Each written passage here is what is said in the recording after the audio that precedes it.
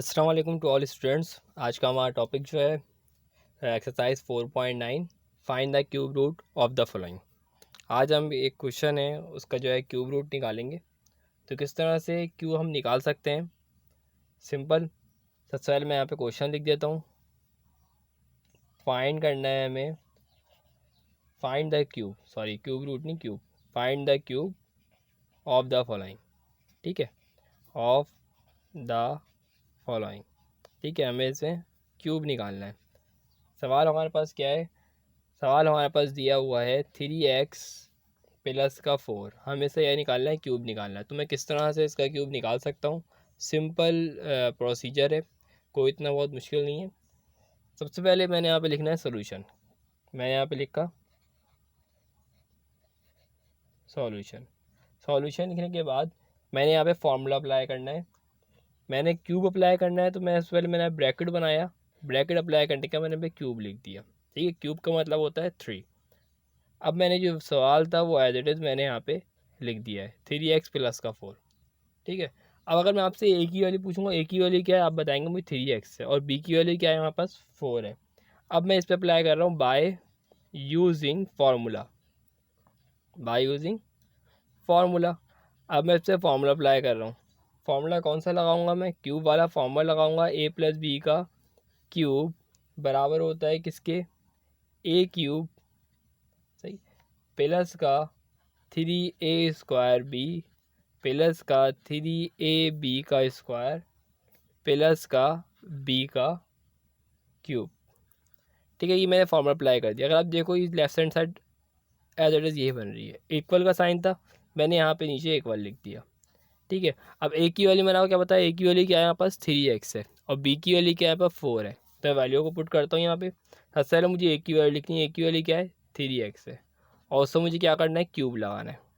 Plus का sign है, plus लिख दिया। 3 लिखना है, 3 लिख दिया। ए की वैल्यू क्या है, 3x है, उसका मुझे क्या करना है, स्क्वायर लगाना है। बी की वैल्यू क्या है, पास 4 है। ठीक है, उसका मुझे किसका साइन लगाना है, प्लस का साइन। फिर उसके बाद 3, ए की वैल्यू 3x, बी की वैल्यू यहाँ पास क्या है, 4 है, लेकिन उस 4 में मुझे क्या करना होगा, स्क्वायर लगाना है। फिर प्लस का साइन है, और लास्ट में हमारे पास क्या है, बी का क्यूब है, मतलब बी की वैल्यू क्या है, 4, और 4 का मैंने क्यूब कर दिया, सिंपल। ठीक है, अब हमारे पास 3 दिया हुआ है। 3 का क्यूब का मतलब ये हुआ कि 3 को 3 दफ़ा मल्टीप्लाई करना है। किस तरह से, 3 मल्टीप्लाई बाय 3 मल्टीप्लाई बाय 3।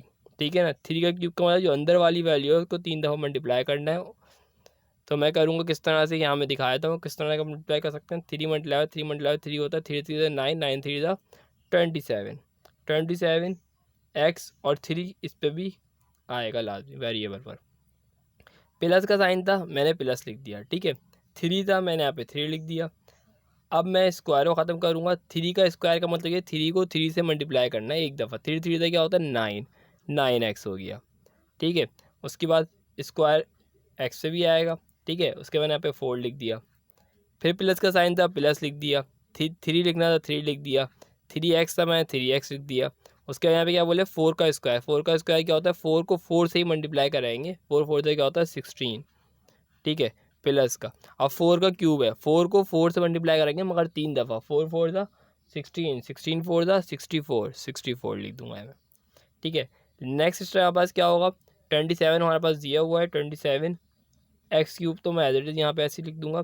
अब यहाँ पे तीनों नंबर्स हैं 3 9 और 4, तीनों को अगर मैं मल्टीप्लाई कराता हूँ, 3 9 ज़ा 27, 27 4 सा क्या होता है, 108।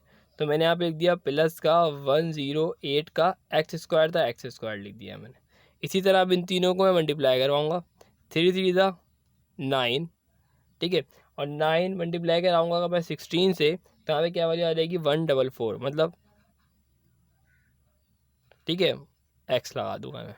उसके बाद मैंने यहाँ प्लस का साइन लिखा और 64 लिख दिया। ये हमारे पास क्या आ गया, क्यूब रूट आ चुका है, और ये क्यूब आ चुका है, और यहाँ पास क्या है, आंसर है। Thanks for watching. अगर इस क्वेश्चन में कोई भी कन्फ्यूजन हो तो आप मुझसे कमेंट बॉक्स में कमेंट करके पूछ सकते हैं।